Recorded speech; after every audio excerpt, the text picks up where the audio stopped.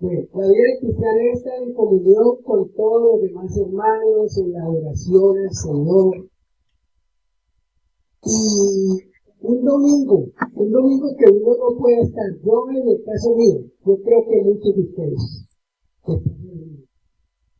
un domingo que no puede estar orando al Señor con todos mis hermanos, es un domingo muy triste, es un domingo de mucho dolor, de mucha tristeza, me siento solo, me siento que me falta todo. Entonces así me sentía el domingo pasado, y gracias al Señor pues que el Señor ha usado estos médicos que me han visto. No se sabe si es una infección intestinal, todavía no con exactitud. Pero los remedios que me dieron hasta ahora pues son buenos y me ayudaron. Estuve mal hasta el martes de esta semana. Y ya a partir del miércoles ya empecé a sentirme mejor. Gracias a Dios, gracias a ustedes, a muchos de ustedes que estuvieron orando por mi salud. Les agradezco, hermanos queridos, y así debemos hacer siempre por nuestros hermanos que están enfermos, hospitalizados, operados, estar siempre orando por ellos. Entonces ya de miércoles pasado para acá, ya hermano empecé a sentirme mejor. Estos días ya pude estar en el culto de miércoles, el de jueves y el de viernes. Entonces, muy contento de estar aquí con ustedes, hermanos queridos. Tenemos un tema, hermanos, en el día de hoy. Instrumento escogido me es este. Esa es una de las palabras que el Señor Jesucristo le dijo a Ananías con relación a Pablo. Y vamos, hermanos, a continuar allí en este día, porque es que esta historia es una historia muy apasionante. Entonces estamos, hermanos, en Hechos 9. Y en Hechos 9, del 30 al 31, del 19 al 31, puede ser. En la historia de Saulo nos queda claro una vez más que cuando Dios elige a una persona, lo hace sin pedirle permiso. Eso es lo que vemos ahí con Pablo, ¿cierto? Ahí el Señor Jesucristo no dijo, me vas a entrar en tu corazón, o por qué no me invitas a entrar en tu corazón, cosas que no están en la Biblia, ¿no? Que las han inventado y que eso lo tiene la gran mayoría de cristianos en el mundo, pero cristianos mal enseñados, mal informados y mal leídos también. No, Señor, ¿cómo así que hablan de su corazón, en la puerta de su corazón a Cristo para que Él te invite? ¿Quién dijo eso? No está por ningún lado, hermano. El Señor Jesucristo, cuando elige a una persona, lo hace sin pedirle permiso. No importa quién sea. Allí, hermanos, no importa quién sea. Asesino, ateo, incrédulo, brujo o enemigo de Dios. Eso no importa, para Dios no importa. No importa qué clase de persona sea. El Señor elige soberanamente. Y Él dice, instrumento escogido me es este, para llevar mi nombre en presencia de todos los que andan perdidos en las tinieblas de este mundo, reyes, gobernantes o asesinos, quienes sean. Eso es lo que hemos venido, hermanos, estudiando a través del libro de los Hechos, como hablaba yo con el pastor Andrés y de esto después. El libro de los Hechos es para mí, no sé si será el libro más apasionante, es que toda la Biblia en verdad. Pero este libro de los Hechos es un libro muy apasionante, hermanos, donde uno ve el nacimiento de la iglesia, donde uno ve el bautismo de la iglesia, donde uno ve los milagros del Espíritu Santo, donde uno ve cómo el Espíritu Santo da poder a los que ponen en sus manos, las conversiones, los milagros, las señales y tantas cosas tan hermosas que encontramos en este libro. Vamos a ir en esa historia, hermano. Pero antes de entrar en el pasaje correspondiente para hoy, vamos a hacer un breve repaso de algunos de los poderosos hechos del Señor Jesucristo en los 8 capítulos recorridos hasta aquí. Llevamos 8 capítulos, venimos desde el año pasado, ¿cierto? Estudiando el libro de los Hechos. Claro que no, hemos interrumpido algunas veces, pero solamente llevamos 8 capítulos desde el año pasado, porque es que esto es apasionante. En esos 8 capítulos hemos visto la obra poderosa del Espíritu Santo actuando en la iglesia y a través de la iglesia. Vamos a ver lo que hemos visto.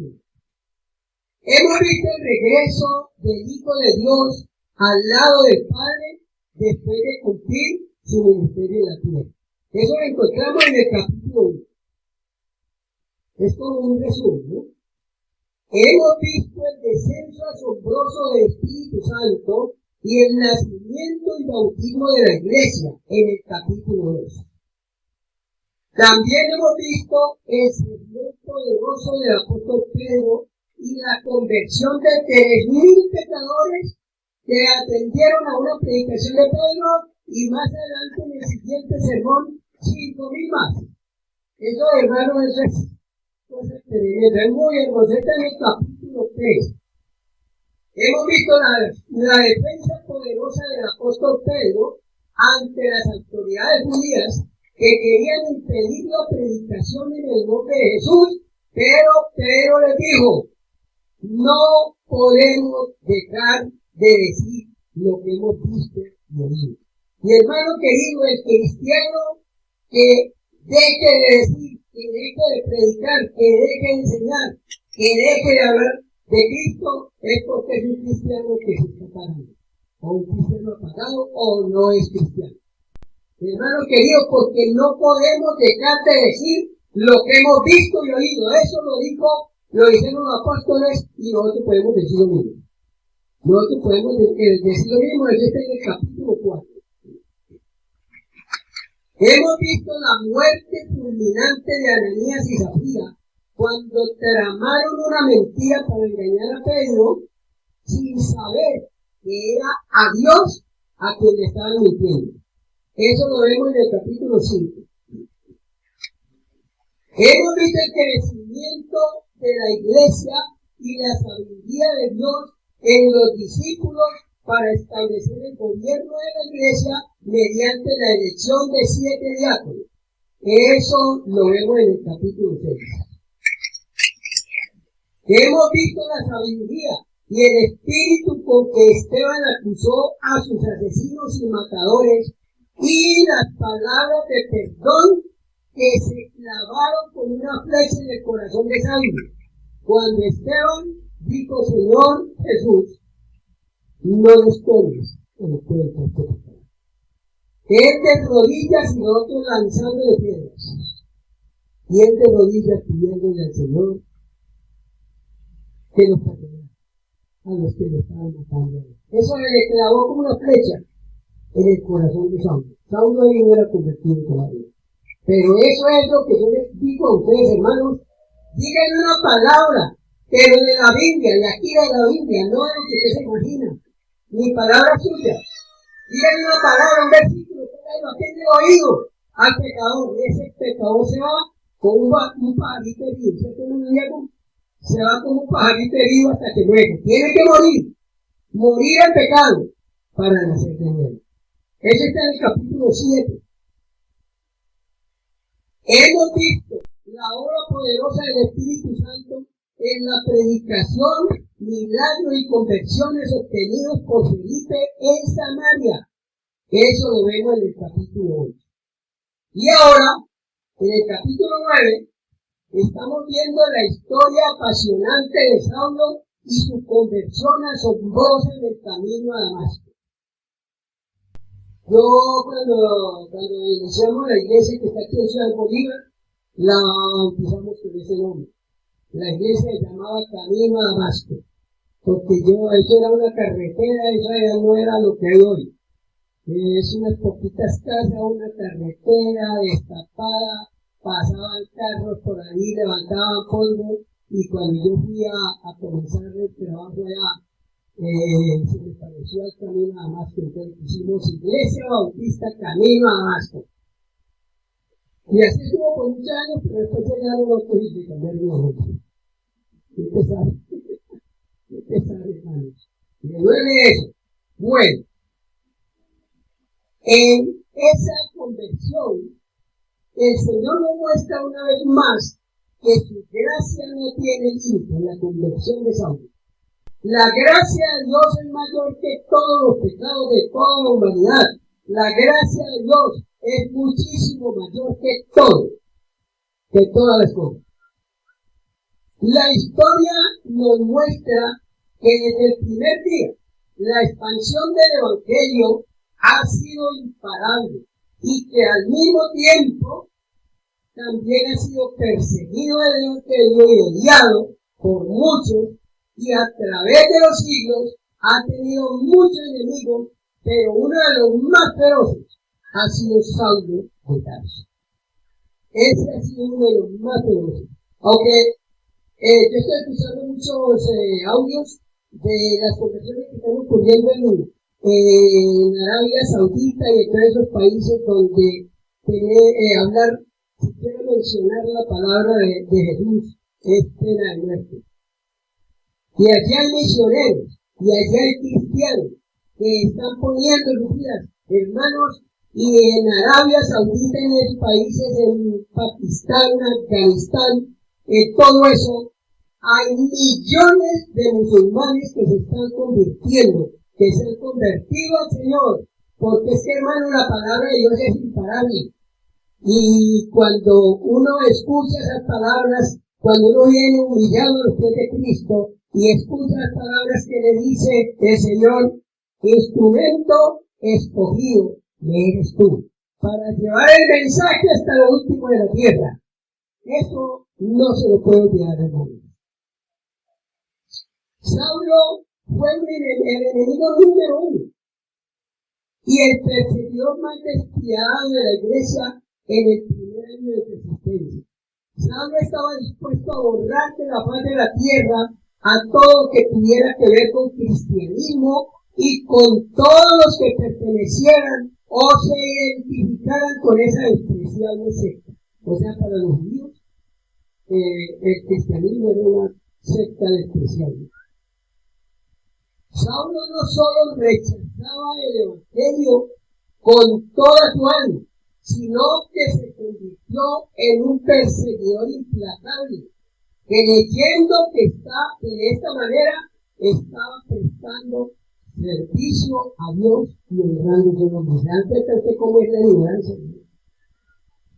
Como dijo alguien por aquí, entre los políticos en esta semana, la ignorancia atrevida.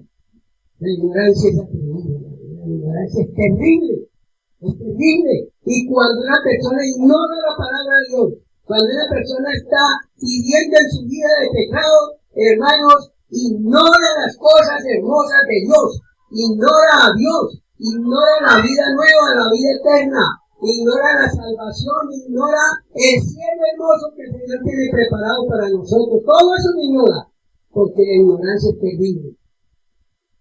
Y entonces Saulo se convirtió en un perseguidor implacable, creyendo que de esta manera estaba sirviendo a Dios y honrando su nombre. Bien, hasta aquí, hermanos, entonces hemos visto un pequeño detalle. Ahora, habiendo visto nosotros la furia con que Saulo perseguía a la iglesia, es necesario que conozcamos también un poquito acerca de quién era Saulo de Tarso. ¿Quién era Saulo de Tarso? Saulo nació en la ciudad de Tarso y fue circuncidado al 8º día, conforme a la ley de Moisés. El nombre de Saulo fue puesto en honor al primer rey de Israel, cuyo nombre fue Saúl. Y Saulo era como un alargamiento del nombre. Pero a partir de su conversión se le llamó Pablo. Y una razón es que este nombre era más conocido y adaptable en el mundo greco-romano donde Pablo se iba a mover. Por eso le llamaron Pablo. Desde niño aprendió a leer las sagradas escrituras en hebreo y se interesó tanto en ellas que se propuso memorizar grandes pasajes del Antiguo Testamento, como lo estamos haciendo ahora nosotros con el Nuevo Testamento. Yo no sé si ya hay personas que se aprendieron el capítulo 1 y el capítulo 2 de Primera de Juan. Yo creo que Juan ya se lo aprendió. Podemos decirle, venga aquí y recítelo. Juan capítulo 1, versículo Juan capítulo 1. Primera Juan capítulo 1 y 2.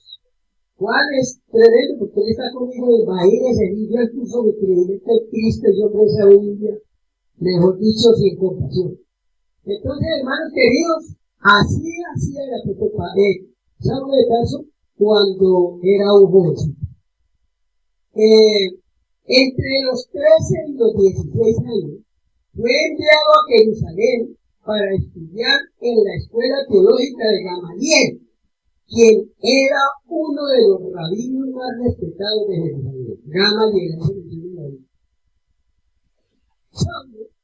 allí llegó a ser uno de los defensores más celosos de su fe, como todos fariseos, los cuales, o sea, los fariseos, creían que su religión era la única forma de estar en paz con Dios, porque eran los más apegados a la ley de Moisés y a la tradición de los judíos.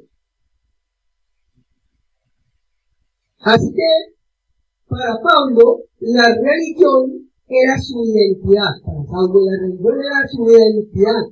Era el eje alrededor del cual giraba toda su existencia, su seguridad y su propósito de vida, lo cual estaba estrictamente arraigado a la ley y a la tradición de los fariseos. Para él no había otro camino, ni otra verdad, ni ninguna otra manera de ser aceptado por Dios. Eso era lo que estaba escribiendo. Por tanto, cuando Pablo escuchó a los cristianos predicando y diciendo que para ser salvo, lo único que necesitaba el pecador no tenía que guardar la ley, no tenía que obedecer los mandamientos, para ser salvo tenía que creer en Jesucristo el carpintero de Nazaret, el que fue crucificado en una cruz. Pero sabiendo Pablo, en Deuteronomio 21:23 dice: maldito es todo aquel que es colgado en un madero. Mi indignación fue total y su ira explotó.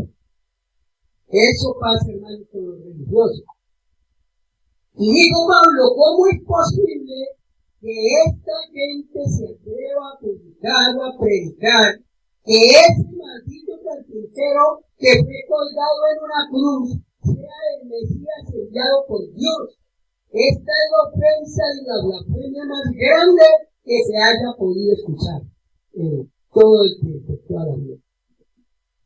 Y lo peor es que esta secta del cristianismo, esta secta blasfema y peligrosa, estaba creciendo demasiado rápido por todas las poblaciones y campos del país. Eso está escrito en Hechos 2:41 y en Hechos 4:4, donde habla de que se convirtieron 3,000 y se convirtieron 5,000. Eso crecía de una manera impresionante. Por tanto, Pablo dijo: esta plaga hay que perseguirla y acabarla.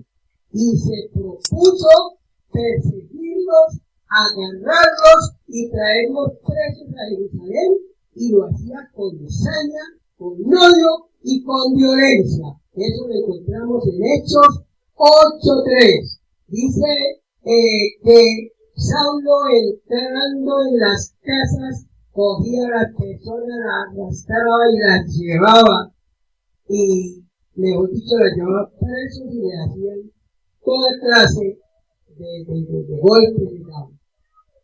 Pero el evangelio, en lugar de frenarse, crecía más y más, regando por todas las regiones de Palestina, en Galilea, en Samaria y hasta fuera del país.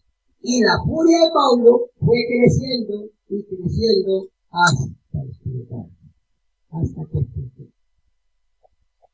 Y al saber que muchos habían llegado a Damasco, Pablo fue y pidió cartas a su sacerdote para ir allá y traerlos atados y amarrados a Jerusalén para que fuesen encarcelados y ejecutados, porque era así la situación.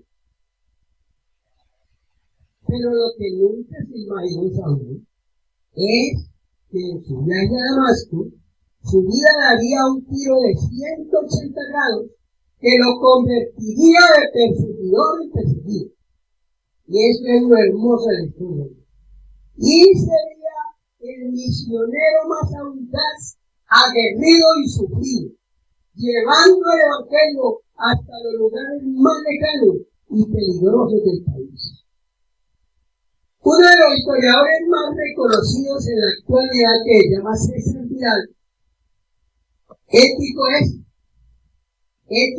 que la conversión de Saulo y la historia de Saulo, sobre todo la conversión, es uno de los episodios más importantes de la historia universal. Oiga, universal. Todo un historiador como César Vidal, que si no, César Vidal es un hombre que ha escrito, quién sabe cuántos libros, hermano, ya le olvidó la cuenta, más de 200, 300, 500 libros. Es un historiador, es todo. Es abogado, es periodista, es teólogo, todo, ¿no? Y él conoce toda la historia universal. Y él dijo eso, que la conversión de Saulo era un episodio, tal vez el episodio más grande en la historia universal. ¿Cómo será entonces, hermano? ¿Cómo era entonces?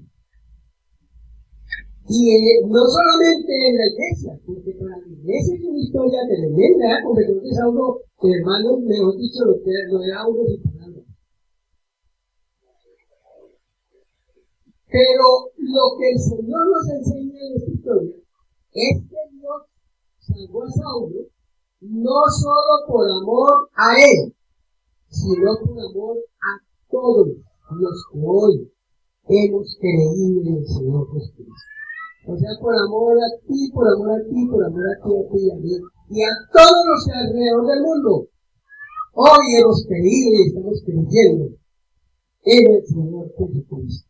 Por eso el apóstol Pablo dijo allá en 1 Timoteo 1:15, dice, por esto fui recibido a misericordia, para que Jesucristo mostrase en mí el primero toda su clemencia, para ejemplo de todos los que habían de creer en él para vida eterna. Entonces, hermanos, ese era el motivo también del Señor Jesucristo para traer a Saulo a la salvación y al ministerio misionero. De esta manera, vemos que no hay en el mundo nadie que esté tan perdido ni tan endurecido por el pecado, que no pueda ser alcanzado, rescatado y transformado por el poder y la gracia de nuestro Dios. Y esto es lo que vamos a ver en la continuación de nuestra historia de Saulo. Entonces nos ubicamos ahora sí en Hechos 9 y comenzamos con el versículo 19. Versículo 19. Hechos 9:19. Dice, y habiendo tomado alimento, recobró fuerza, y estuvo Saulo por algunos días con los discípulos que estaban en Damasco. Recordemos que Saulo, cuando cayó a tierra, quedó ciego, y algunos lo ayudaron a entrar en la ciudad, donde estuvo 3 días sin comer ni beber. pero al recobrar la vista, se levantó y comió. Y el que había llegado allí para acabar con los cristianos, ahora era uno de ellos. Ahora era un discípulo de Cristo. Así como ellos. Y estuvo por unos días más con los discípulos de Damasco. Pasamos al versículo 20. Dice, enseguida predicaba a Cristo en la sinagoga, diciendo que este era el Hijo de Dios. Y todos los que le oían estaban atónitos y decían, ¿no es este el que azotaba en Jerusalén a los que invocaban este nombre, y a eso vino acá para llevarlos presos ante los principales sacerdotes? Aquí vemos el cumplimiento de las palabras de Jesús cuando dijo, instrumento escogido me es este para llevar mi nombre en presencia de los gentiles y de los judíos y de los hijos de Israel. De perseguidor, el Señor lo convirtió en predicador. Eso es el otro. Versículo 22. Pero Saulo mucho más se esforzaba y confundía a los judíos que moraban en Damasco, demostrando que Jesús era el Cristo. Recordemos que Saulo desde joven había memorizado muchos pasajes de la Escritura, así que nadie podía callarlo, demostrando con el Antiguo Testamento, como les decía esta mañana a los hermanos de la clase, hay que demostrarlo con la Biblia, porque usted puede saber que usted es salvo, usted puede saber que usted es cristiano, o cristiana, usted puede decir muchas cosas, pero si usted no demuestra con la Biblia, si usted no tiene estos versículos en su mente, entonces, hermano, usted no va a ser muy efectivo en hablarle a otro de Cristo, en la evangelización. Y ese es el fracaso del pueblo cristiano hoy. Antiguamente no. Antiguamente, hermanos, los cristianos, especialmente los bautistas, como los puritanos, crecimos fue aprendiendo la Biblia, leyendo y memorizando la Biblia. Así crecieron los bautistas antiguos, y hoy eso lo ha dejado. Yo oigo jóvenes y las personas no capaces de aprender el versículo. Pero Pablo sabía grandes pasajes del Antiguo Testamento y nadie lo podía pegar. Entonces, hermanos, él les demostraba en el Antiguo Testamento que Jesús es el Cristo revelado en la Escritura. Pero no pasó mucho tiempo y la vida de Pablo dio otro giro inesperado. Sus antiguos compañeros de persecución resolvieron matarlo. Él fue a Damasco a buscar a todos los cristianos para matarlos. Y ahora resulta que están buscando para matarlos a él. 23. Pasados muchos días, los judíos resolvieron en consejo matarlo. Pero sus asechanzas llegaron al conocimiento de Saulo, y ellos guardaban las puertas de día y de noche para matarlo. Entonces los discípulos, tomándole de noche, le bajaron por el muro, descolgándole en una canasta. Veamos las cosas irónicas que Jesús hace en la vida de un perseguidor. Aquellos que antes peligraban su vida en las manos de Saulo, ahora arriesgan su propia vida para salvarle a él, para salvarle a Saulo, la vida del perseguidor. Eso es lo que hace Cristo a través de su palabra en la vida de los pecadores que vienen humillados a él. Perseguidores y menospreciadores del Evangelio, el Señor los convierte en preciosos hijos de Dios. Esto es lo hermoso que vemos en el versículo 26. Cuando llegó a Jerusalén, trataba de juntarse con los discípulos, pero todos le tenían miedo, no creyendo que fuese sencillo. Entonces Bernabé, tomándole, lo trajo a los apóstoles y les contó cómo Saulo había visto en el camino al Señor, el cual le había hablado, y cómo en Damasco había hablado valerosamente en el nombre de Jesús. Y estaba con ellos en Jerusalén, y entraba y salía, y hablaba denodadamente en el nombre del Señor, y disputaba con los griegos, pero estos procuraban matarlo. Aquí la situación era muy difícil para los discípulos de Jerusalén. Porque ¿cómo hacen ellos para saber que este hombre verdaderamente se había convertido? Salió de Jerusalén para Damasco a traer a los cristianos, a arrastrarlos, a amarrarlos y matarlos. Y ahora es cristiano. Ahora es uno que quiere juntarse con los apóstoles, con los discípulos que estaban en Jerusalén. Entonces ellos decían, pero ¿cómo hacemos? Ellos, pues, él procuraba juntarse con los discípulos, pero no se vivían, porque le tenían miedo. Entonces, era peligroso, porque podía ser una trampa para capturar más cristianos. Pero Dios siempre tiene sus escogidos, recuerden hermanos, instrumento escogido me es este. Instrumento escogido me es este. Dios tiene siempre a sus escogidos para trabajar con sabiduría en su obra. Así que Bernabé conocía muy bien lo que le había ocurrido a Saulo y cómo había predicado a Jesús con valor en Damasco. Así que lo llevó y lo presentó ante los apóstoles y les contó detalladamente todo lo que le había ocurrido.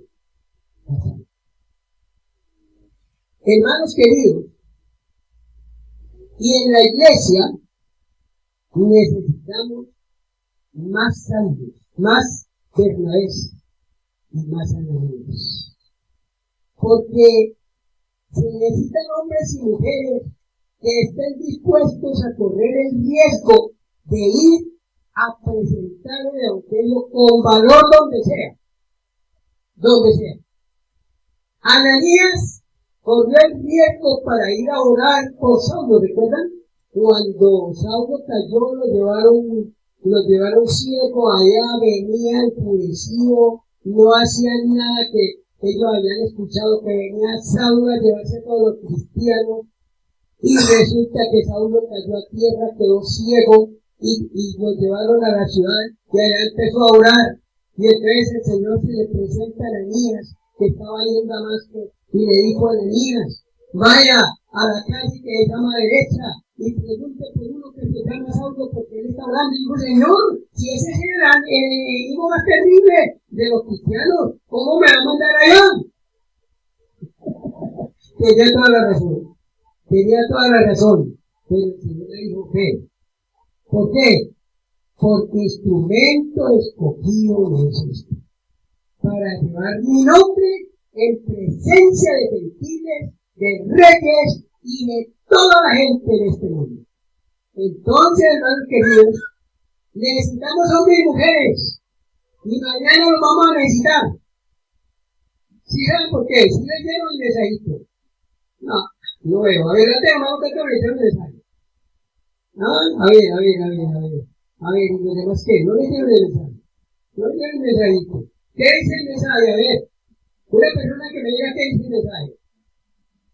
Frank que la sabe todas, ¿sabes qué dice el mensaje? Pero, hermano, como te completa, parece, dígale a los hermanos, que aquí les presento al profeta. Hermano, parece, dígale, usted la cara para allá, invítelo. Yo le doy el poder, hermano, para que lo haga. Háblele a los hermanos. Mañana a las 10 de la mañana en el Parque Quimizo para hacer la tarea de proclamar el Evangelio, compartir el Evangelio e evangelización. ¿A qué hora? 10 de la mañana. A las 10 de la mañana. Todos los que vayan a ir mañana hable conmigo, hable con Rafael, o hable con Luz, para mirarlo del almuerzo, porque es que estamos mirando a ver cómo está preparando el almuerzo, porque tenemos evangelización de 10 a 12 y media, luego almuerzo, luego a las 2, volvemos a comenzar hasta las 4 de la tarde. Entonces, hermano, hable conmigo. Vamos a ver cuántos Ananías y cuántos Bernabés. Cuántas Ananías mujeres y cuántas Bernabés mujeres también hay aquí para ir mañana al Parque Timiza a llevar el Evangelio, a llevar el nombre del Señor, sin miedo, sino con gozo. Entonces, le estamos invitando, hermanos, para que vayan mañana. Ananías cogió el riesgo para ir a orar por Saulo, y Bernabé también cogió el riesgo de llevarlo ante los apóstoles sabiendo lo que Saulo había sido antes. Así que necesitamos hermanos y hermanas que acojan y atiendan a los recién llegados aquí a la iglesia para discipularlos y guiarlos, hermanos. Por ahí establecimos un plan de discipulado. Algunos han continuado, otros como que se olvidaron. Otros parece que se olvidaron porque no le daban recorte. Pero casi a todos les di un discípulo. Acuérdese de su discípulo. A ver, ¿dónde está el discípulo que les di? Si a usted no le discípulo, pidan un discípulo porque tenga una lista de personas todavía. A ver, los discípulos, a los que yo les entregué, les di un nombre. Les dije, póngase de acuerdo con él, teléfono y todo. Hermanos queridos, necesitamos hermanos y hermanas que atiendan a los recién llegados para discipularlos y guiarlos en su nueva vida, siendo que esta labor de discipulado, en esta labor, no se cobra ningún riesgo. ¿Cómo le parece? No corremos ningún riesgo. Entonces, por eso había un pastor por allá que predicaba y que animaba a la gente a salir a evangelizar, y nadie salía. Y entonces el pastor se puso a orar en un culto de oración y empezó a decirle: Señor, mándanos una persecución, Señor. Y pastor, ¿usted por qué pide eso? Porque usted no quiere salir a evangelizar. Es que de la única manera que salimos a evangelizar es cuando viene una situación difícil, es cuando nos persiguen, es cuando nombrar el nombre de Cristo es sentencia de muerte. Hermanos queridos, que no nos ocurra eso, porque está bien que seamos fieles en venir a los cultos, eso está muy bien, pero ahí no para todo, hermanos. Tenemos que salir a llevar este precioso mensaje a las personas que no conocen a Cristo. Entonces, hermanos, versículo 3, cuando supieron esto los hermanos, llevaron a Pablo a Cesarea y le enviaron a Tarso. Entonces las iglesias tenían paz por toda Judea, Galilea y Samaria, y eran edificadas andando en el temor del Señor, y se acrecentaban fortalecidos por el Espíritu Santo. Recordemos aquel día glorioso cuando vinimos a Cristo y el Señor nos dijo: instrumento escogido me es este. Instrumento escogido me es este. Si usted ya recibió a Cristo, usted es un instrumento escogido. Si usted tiene la seguridad de que Cristo habita en su corazón, de que usted vino a Cristo y usted fue perdonado, y usted recibió vida nueva del Señor Jesucristo, instrumento escogido me eres tú.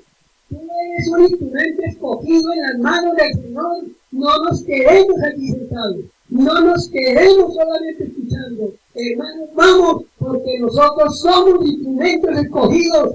El Señor nos ha elegido desde que Él vino a nosotros, desde que Él nos buscó, desde que Él nos perdonó y nos dio vida nueva. Nosotros somos instrumentos escogidos en las manos del Señor, y hay mucha gente que está andando por la calle, vecinos y en todas partes, que no conocen a Cristo. Y que esta noche puede morir.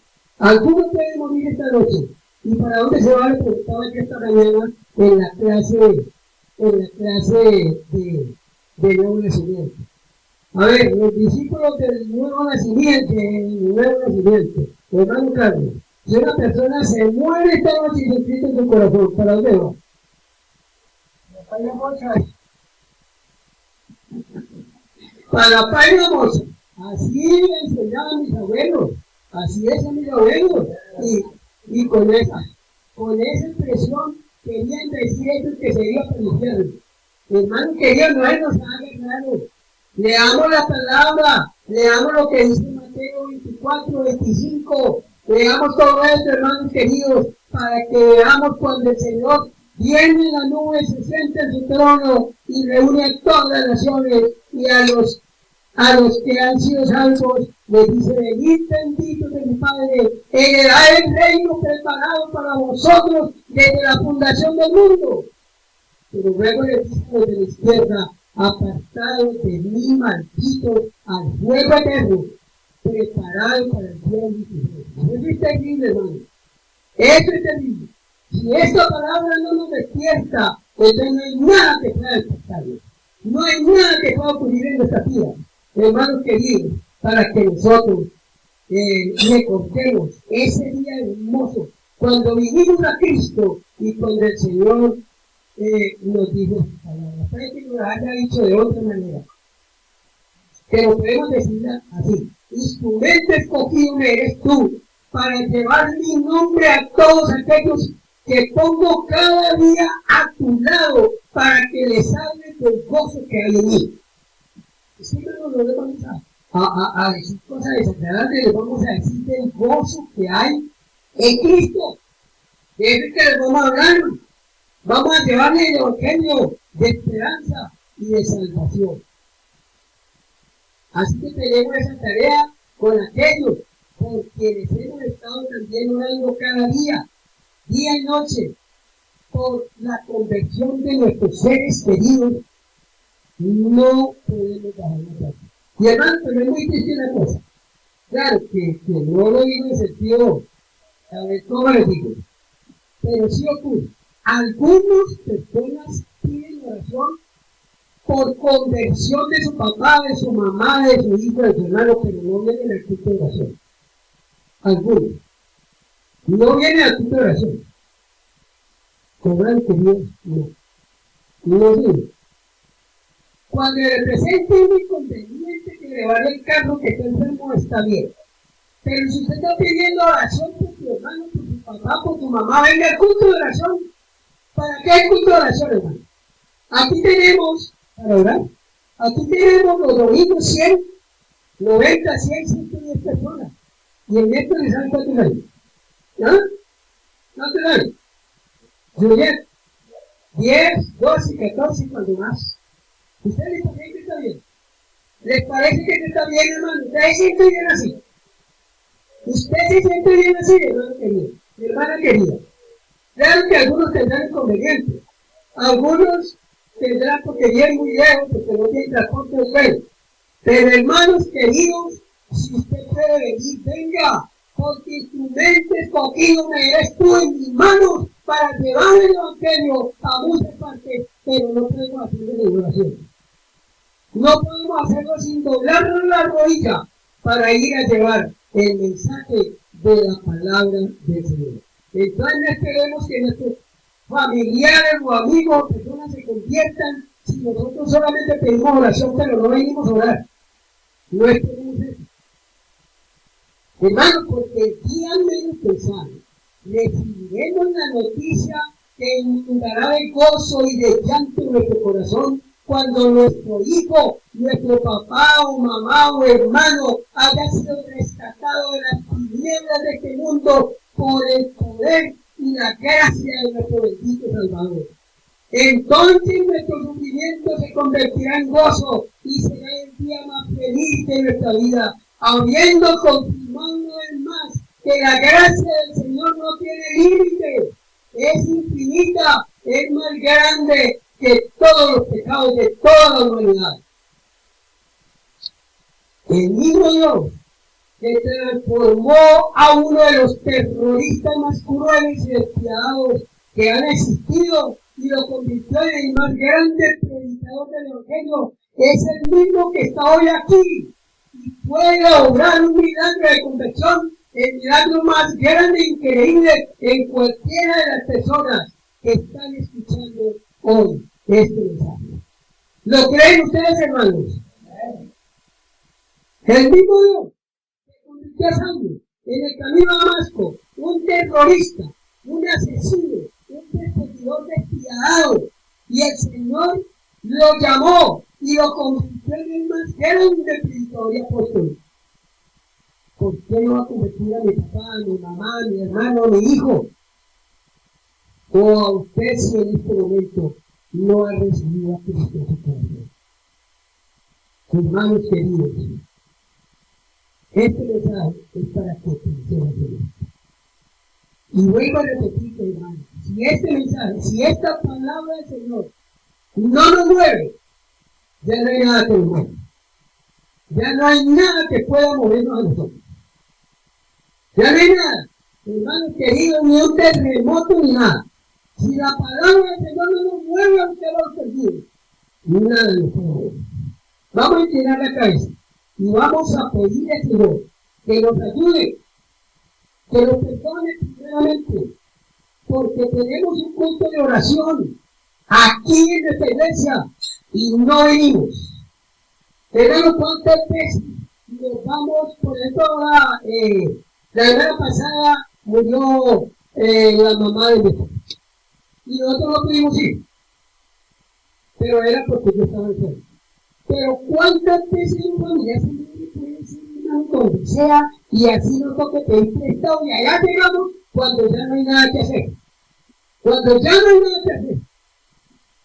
Pero practique oración. Se le cuentan todos los inconvenientes. Vamos a orar y vamos a pedir perdón al Señor. Bendito Padre, que estás en los cielos y que estás en este momento aquí con nosotros. Yo te pido, Padre Celestial, que esta palabra quede grabada en la mente y el corazón de todos los que estamos escuchando. Yo te ruego, Padre Santo, que nos muevas, que tu palabra penetre hasta lo más profundo del alma de cada persona, Señor. Porque hay mucha gente necesitada de Cristo, hay mucha gente que necesita conocer el Evangelio, y nosotros lo tenemos, nosotros lo conocemos. Nosotros hemos sido salvos y hemos recibido vida eterna. Y, Señor, perdónanos, porque teniendo un culto de oración no venimos.